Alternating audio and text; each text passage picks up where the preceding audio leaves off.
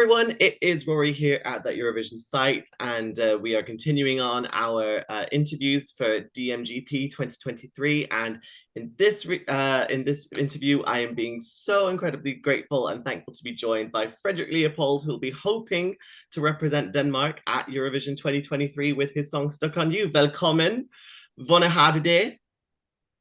Jeg har det godt. Ah, fintech. Fantastic. So yes, you will be hoping to represent Denmark with "Stuck on You," and I guess we should just get sort of started by just sort of asking a bit, like, can you tell us a bit about the song? How did it kind of come around, and what's the message of it? Yeah, so Stuck on You, I wrote together with one of my producers and one of my songwriters. And yeah, it's been in the cooking for quite some time, I would say. They actually started on it, and I was part of kind of finishing it up.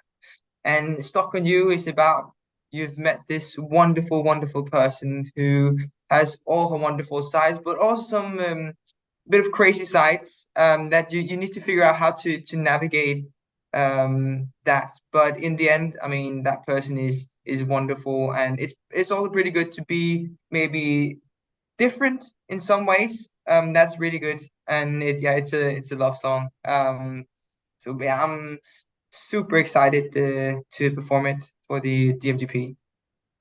Oh wow. I mean, you know what? We all have a bit of a crazy side. We just don't really know it until it comes out. So I guess, I think you're preempting it in the best way. So, if it works, it works. Yeah, true. Um so this is your first time entering Dansk Melodi Grand Prix. I mean, why did you decide to enter this year?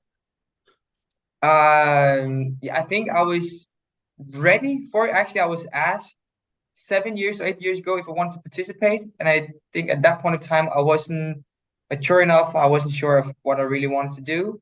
But now I feel like I know what I want. I know what I want to do, and I think we have a great song. And I think those things fit together. Made it. And it sounded like a really fun experience, a great opportunity. So yeah, I was like, why not? And in the end, it just sounds incredibly fun, and a way to start something bigger, hopefully afterwards also. Oh, definitely. I mean, having such a national competition at the very least gives you all the exposure across the country. So, I mean, that's already like a great platform to kind of just start off on and then maybe build on if you manage to go to Eurovision, which is fantastic. So, and of course, you already have a bit of success in Denmark already because you've been sort of releasing your own music for a few years now. And I think it kind of culminated with like a hit called Klassen. Am I right instead of saying that? So does that sort of add some kind of pressure for you because you've had a couple of like successful songs in Denmark already? Do you think that adds some pressure and sort of expectation for you? Um, a little bit. I mean, I would say it's not really, they haven't been, big hits, but they have. I mean, they've definitely been around in the country, and I have toured for some while. But it's actually also quite some time since I released the song, so I don't see it as putting more pressure on me. It's more of I have a bit more experience, and I can use that to my advantage. So no, I wouldn't say more pressure. But this is definitely on a bigger scale than I've ever experienced before. I've definitely not performed for I don't know how many will watch, maybe a million, I don't know. And that, big scene and all that. So that's definitely a step up. Oh yeah, but I mean, again, once you rise to the challenge, it's like child's play by the end of it. So I'm sure you'll be like, oh yeah, I can do it. I can get on with it, and like let's just keep going. Let's keep a million people, 10 million people, 100 million people. So, uh, so keep the fingers crossed that you manage to get to Eurovision for that. Then I think it's about 200 million people usually is what kind of end up watching it. So it'd be, a Okay. whole new level. Not to freak you out. But yeah, so I guess your music is like, because I had to listen to a couple of the songs. It's like it's quite varied in terms of like the genres. I think there's like it's quite poppy, but there's also like elements of like I think funk in there, maybe also like some kind of like acoustic kind of thing in there too, which is quite nice. So who are some of your musical sort of influences and inspirations that kind of go into your music? Yeah, I would say what I normally listen to would be, I mean, a standard answer would be Ed Sheeran, but I think he's so good at writing songs and performing. It's just so real. Also like Gavin DeGraw a lot. I listened to him when I was younger, and that's maybe a little bit more rocky, pop rocky. But I think that's super good also. And then John Mayer. I think maybe Oh that's yeah. some of the acoustic versions. I've been inspired a little bit by him. So I would say those three, and then if you're talking about similar to me or kind of pop music would be, I don't know, Shawn Mendes or Justin Bieber. I think they're incredible. They're so yeah, so talented. And I definitely also listen to their music a lot. That's quite a good variety of different kind of artists as well, because you're getting like influences from the rock, from the acoustic, from the pop thing, and then it all kind of just shapes into like what you make yourself, which is like it's great because again there's like such powerful vocalists as well, and like they do so well as well. So I don't see why it couldn't be the same for you as well. I don't see why not. So yeah.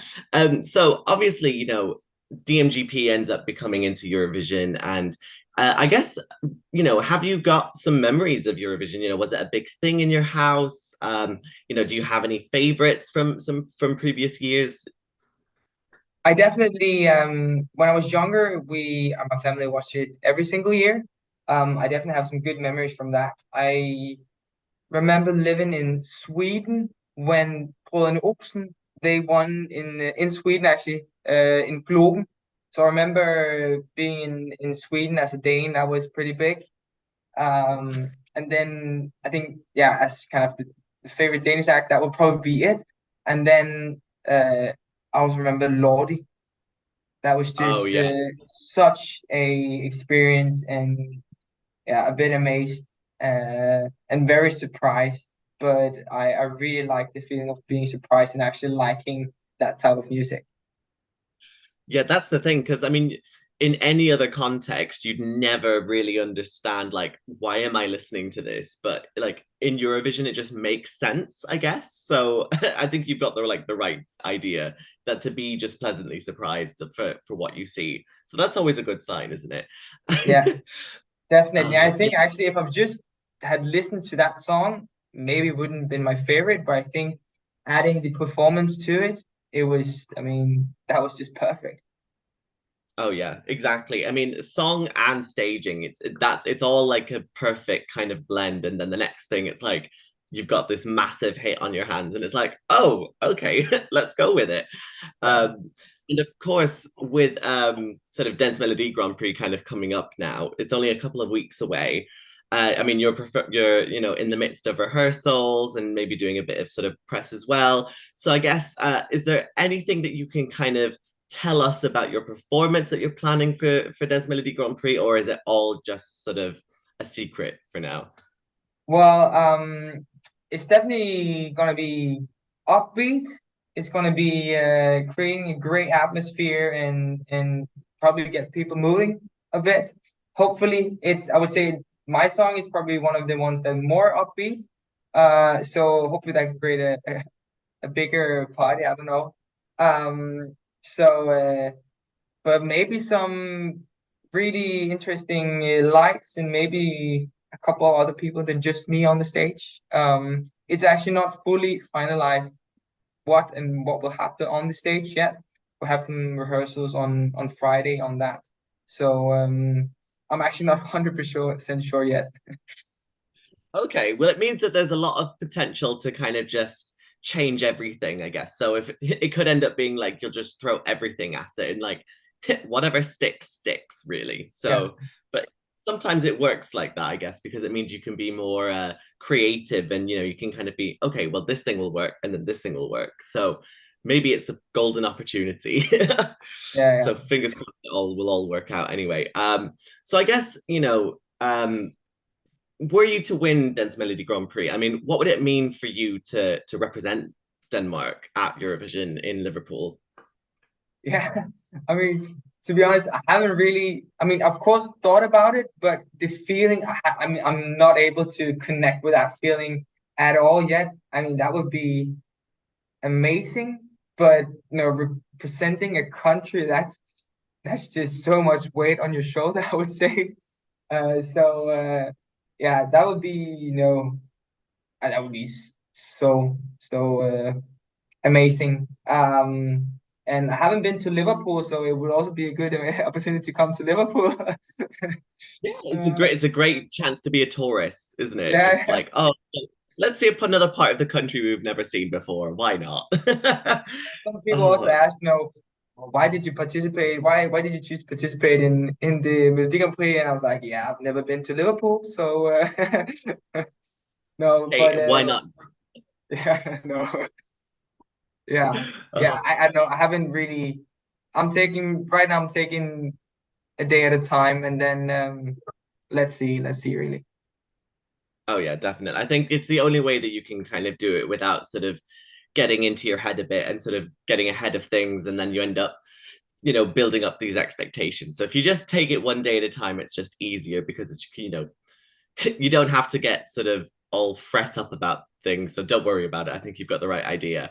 Yeah. Um, and I guess if someone listens to Stuck on You and thinks, oh my God, this is like such a good song, I need to check out some more of his music. What is one song from sort of your previous release songs that you would recommend people to check out? I would say either 8 days a week or Bother You. Bother You is more of a acoustic song, and 8 days a week is also just a really nice to listen to song as well. So I would say yeah, check those out on Spotify. I'm really happy with those. Okay, right. I'll definitely check them out because I mean I love the funkiness of Stuck on You, and it's like it just like the riffs in it just sound like so good to me. So like if 8 days a week is like a little bit like that, that's immediately going on my playlist. So I'm Yeah. already going. So it's gonna be fantastic. And I guess just sort of one final question. What would be your message to our viewers here at that Eurovision site? I would say for me, I wasn't sure if I wanted to participate in the Danish Grand Prix, but for me, I mean, this would be a great experience. I think in general for people, remember to seize your opportunities, create those memories because no one can take it from you. So I would say, try to do that as much as possible. That's at least what I try to live by. Oh, perfect advice. I love that. I think it's something that everyone needs to kind of remember because every now and again we just get stuck in ruts, don't we? So we need to kind of like Yeah, shake things up a bit. So be creative, it's the best way. yeah, Fantastic. Well, Mange tak, Helle Lykke for the final. It is the 11th of February, if I'm right in exactly. remembering Yeah. that. So fingers crossed that'll go very well. I'll be watching. I will be keeping all my fingers crossed. And fantastic. Well, the absolute best of luck in.